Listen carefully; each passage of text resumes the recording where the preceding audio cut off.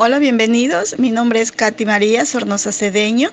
Vivo en la ciudad de Puerto Viejo. Mi profesión, ingeniera comercial, y me dedico a la docencia en bachillerato técnico. En esta clase trataremos un tema muy importante en nuestra sociedad y más hoy en día. Aprenderemos los pasos más importantes antes de iniciar un negocio para que éste resulte un éxito. El tema, como pueden observar, es la investigación de mercado. Esto significa que previamente a la creación de algún emprendimiento o negocio que querramos desarrollar, lo primero que debemos hacer es una investigación. En el objetivo de esta clase tenemos consolidar el sistema económico, social y solidario de forma sostenible. También es garantizar el trabajo digno en todas sus formas y finalmente impulsar la transformación de la matriz productiva. Antes de todo, me gustaría que realicemos una actividad para que vayamos comprendiendo de una mejor manera el tema a tratar. Bien, empecemos escribiendo en nuestros cuadernos nuestros nombres, en dónde vivimos y cuál es nuestra idea de negocio. Ejemplo, puede que deseen poner un local de venta de ropas, zapatos o accesorios, o un local de ventas de postres, tal vez vender cursos en líneas o desarrollar alguna habilidad y monetizarla en redes sociales. Esto quiere decir que si yo sé inglés, creo un curso y lo vendo por internet, ya que este tipo de mercado es en la actualidad uno de los más destacados. Pero, ¿cómo sabremos identificar el negocio correcto? Como primer paso, debemos determinar las necesidades del entorno. Debemos identificar nuestros potenciales clientes. Esto significa que debemos saber quiénes serán las personas que estén dispuestas a comprar nuestro producto o servicio, ya que un negocio sin ventas es un negocio en fracaso. Debemos identificar los siguientes factores, tales como la zona geográfica, es decir, en donde viven, los temas culturales, el tamaño de la población y la idiosincrasia de los habitantes. Pues quiere decir cuál es el modo de ser o vivir característico de los habitantes. También debemos identificar cuáles son las necesidades individuales. En este caso, vamos a utilizar la escala de Maslow. Y para recordarles, Abraham Maslow fue un estadounidense, uno de los principales fundadores y principales exponentes de la psicología humanista, quien desarrolló una teoría en la que formula una jerarquía de necesidades humanas y es la que puede observar en pantalla. Tenemos 5 escalas que van desde la filosofía, seguridad, afiliación, reconocimiento y autorrealización. El saber identificar cuáles son las necesidades que tiene nuestro potencial cliente nos ayudará a saber si nuestra idea de negocio es buena o no. Pero entre más puntos identifiquemos, mejor planificaremos nuestro futuro. También tenemos las necesidades comunitarias. Estas se refieren a los aspectos o necesidades que pueden afectar a una comunidad. Por ejemplo, abastecimiento de servicios básicos, carreteras adecuadas, cuidado de la biodiversidad, seguridad de los miembros activos de la comunidad, acopio y distribución de productos de la zona, generación de empleo sostenible, control y manejo de desechos, programas de reforestación, servicios culturales o artísticos, esquemas de turismos comunitarios, etc. Para la determinación de las necesidades de una comunidad, el emprendedor puede averiguar con los líderes comunitarios, los padres de familia, los docentes y rectores de unidades educativas o con cualquier otra persona interesada en el desarrollo comunitario. Por otro lado, la investigación mediante el Internet ayuda a determinar las necesidades que podrían tener las comunidades. Por ejemplo, realizar una socialización cibernética con personas que sepan sobre un tema específico. Esto permite ahorrar tiempo y tomar decisiones adecuadas de acuerdo con experiencias en otras comunidades. Como segundo punto, vamos a delimitar el tema. ¿Y cómo lo hacemos? Aquí debemos establecer las necesidades de información con nuestra investigación. Conoceremos nuestro potencial cliente, analizaremos la competencia directa e indirecta, sabremos sobre los productos sustitutos, conoceremos la industria en la que se desenvuelven, conoceremos también los principales proveedores y finalmente analizaremos cuáles son los canales de distribución.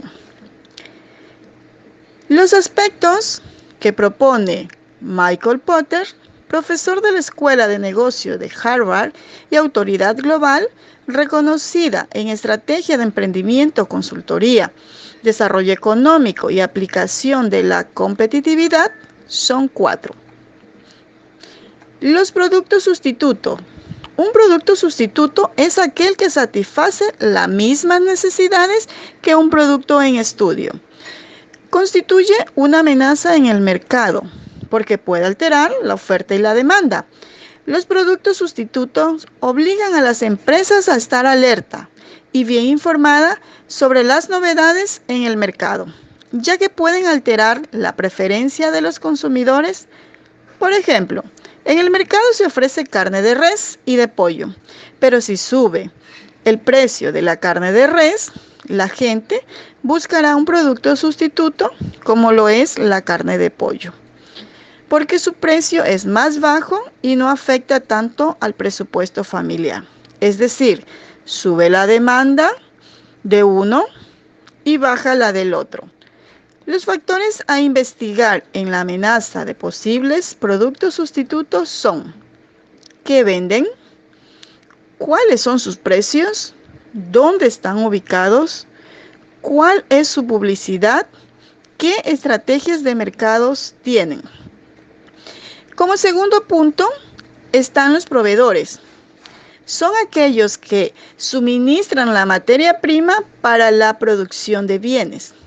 Por ejemplo, una empresa de carpintería necesita un proveedor de madera para desarrollar su actividad principal, que es la creación de muebles de madera. Los elementos que influyen en la investigación sobre los proveedores son la seriedad, calidad, capacidad, precio, crédito, garantía y sobre todo la fidelidad. Como tercer punto tenemos la competencia. Se refiere al análisis de las empresas que ofrecen el mismo producto o servicio del futuro emprendimiento y a las cuales el usuario o cliente podría acudir para satisfacer sus necesidades. Los factores a investigar son: ¿quiénes podrían ser? Sus precios, su fortaleza económica, su capacidad y estrategias de mercado. Y finalmente el cliente, que es la persona natural o jurídica que compra un bien o servicio a cambio de dinero o artículo de valor. Los factores a investigar son: ¿cuántos son? ¿Cuál es su necesidad? ¿Dónde compran ahora? ¿Cuánto pagan ahora? ¿Cuál es su nivel de consumo? ¿Cómo pagan? ¿Qué les atrae?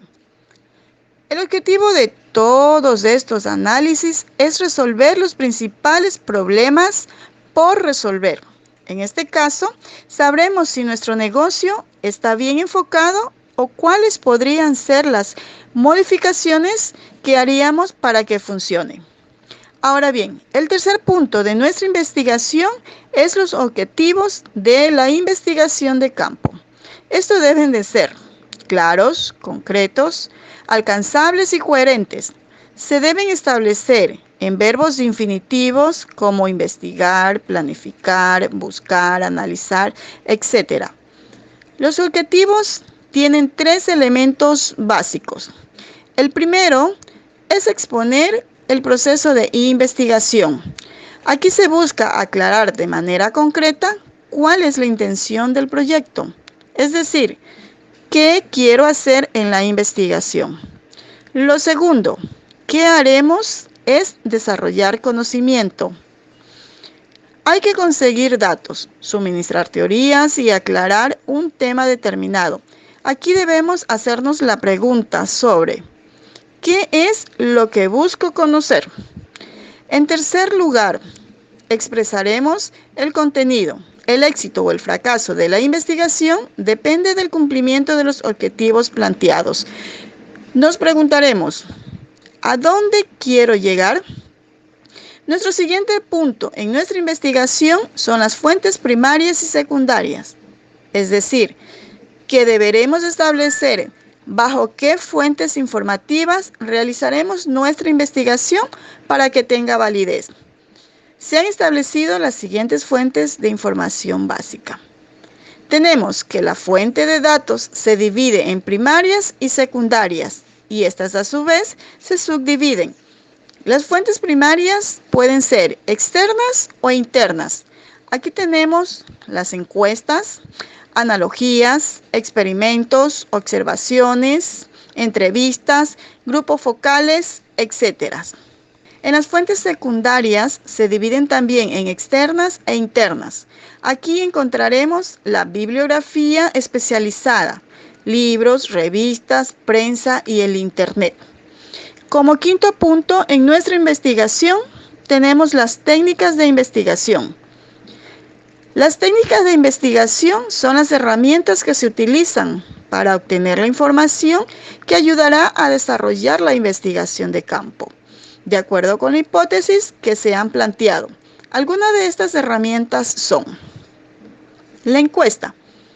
Debe establecerse qué se va a preguntar, si serán preguntas abiertas o cerradas, cuál será el medio de comunicación a utilizar, cuántas encuestas se realizarán, para lo cual se debe emplear un muestreo estadístico, a quién y en dónde se va a encuestar. Situaciones análogas. Se refiere al estudio de casos similares y simulaciones. En otras palabras, se trata de recrear artificialmente una situación real para analizar los diferentes resultados. Observación. Consiste en registrar información observando la situación en análisis. Esta técnica tiene gran importancia cuando no se requiere mantener comunicación y basta con observar la situación.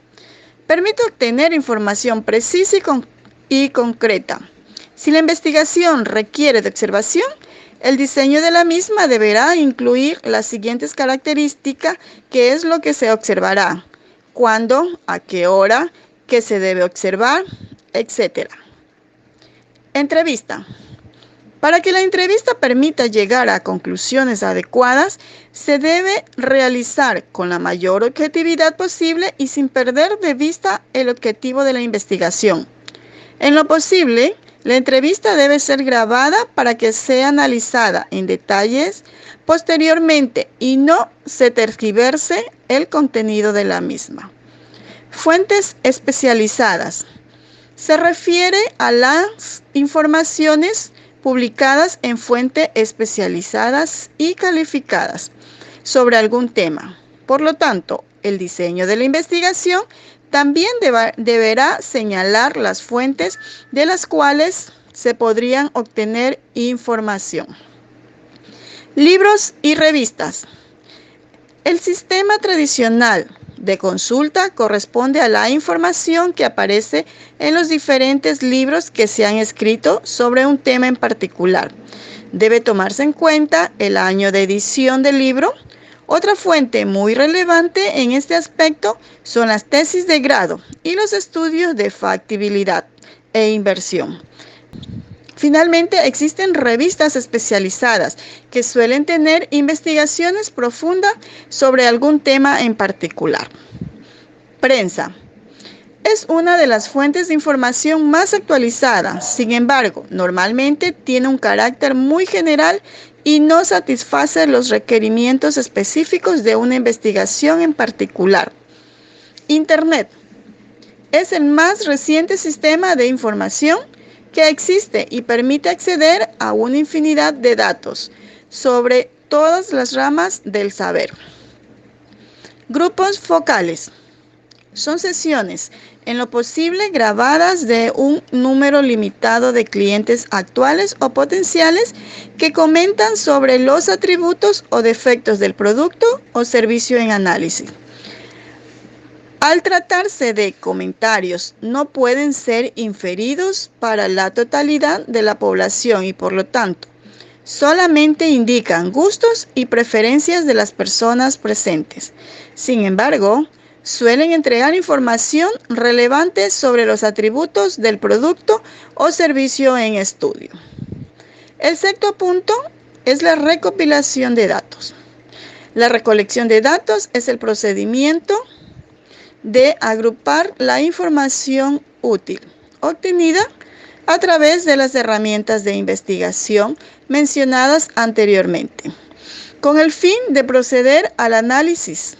Es importante porque la recolección de estos datos permite conocer o medir las actitudes y preferencias del público objetivo, es decir, saber cuál es la percepción permanente y evolutiva con respecto a un objeto o fenómeno. Para este trabajo hay que considerar los siguientes conceptos. Hipótesis. Es una suposición realizada a partir del análisis previo que se debe someter a pruebas para comprobarla y llegar a una conclusión. Variable. Factor que puede modificarse al ser aplicado a diferentes individuos cuando se realiza una investigación. Los elementos importantes deben ser establecidos con el mayor grado de detalle posible, como ¿qué se mide? Las fluctuaciones de las variables contenidas en la hipótesis. ¿Cómo se mide? Se registran los valores visibles que representan a las variables, valores que han sido previamente vinculados con ítems numéricos. ¿Con qué se miden? Con algún instrumento de medición disponible como cuestionarios, escalas para medir actitudes, observación, etc. ¿Cómo se aplican las técnicas de investigación? Pueden ser autoaplicadas, individual o grupal, por entrevistas, personal, por teléfono, a través de una red social o por observación directa. ¿Cómo se preparan los datos para analizarlos? Las respuestas obtenidas previamente codificadas se transfieren a una matriz de datos y se preparan para su análisis mediante un paquete estadístico para PC.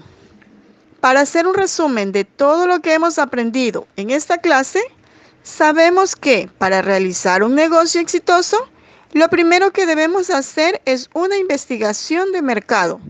Y para eso aplicaremos las técnicas que les mencioné. Si ustedes se preguntaban, ¿para qué es importante saber hacer proyectos? Es por esta razón, porque mediante estos pasos sabremos a ciencia cierta la información y sabremos tomar las mejores decisiones en nuestras vidas.